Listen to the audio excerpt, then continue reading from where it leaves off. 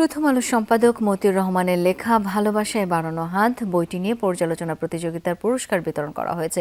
United international ইউনিভার্সিটির media studies and journalism বিভাগ এর আয়োজন করে। অনুষ্ঠানে বক্তব্য রাখেন ইউআইইউ এর উপাচার্য ডক্টর মোহাম্মদ আবুল কাশেম মিয়া, ট্রাস্টি ডক্টর মোহাম্মদ ফয়াজ খান, মিডিয়া স্টাডিজ বিভাগের প্রধান ডক্টর শেখ মোহাম্মদ শফিউল ইসলাম বক্তব্য রাখেন।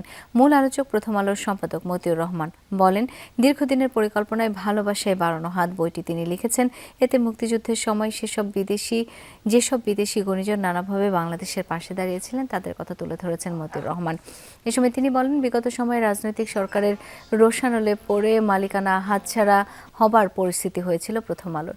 জুলাই গণ অভ্যুত্থানের পর নতুন জীবন পেয়েছে পত্রিকাটি। পরে ভালোবাসায় বাড়ানো হাত বইটি পর্যালোচনা করা ৩৭ জন শিক্ষার্থীর মধ্য থেকে ৩ জনকে পুরস্কার তুলে দেন অতিথিরা। বিচার না করে বাংলাদেশে এখন অনেক সংবাদপত্র, অনেক অনলাইন, অনেক টেলিভিশন সেন্টার। একটা প্রশ্ন আসেই, এগুলির ভবিষ্যৎ কি, সম্ভাবনা কি, বাস্তবতা কি? এখনই দেখবেন গ্যাস নাই, তেল নাই, ইত্যাদি নেই, বিদ্যুৎ নাই, সমস্যা।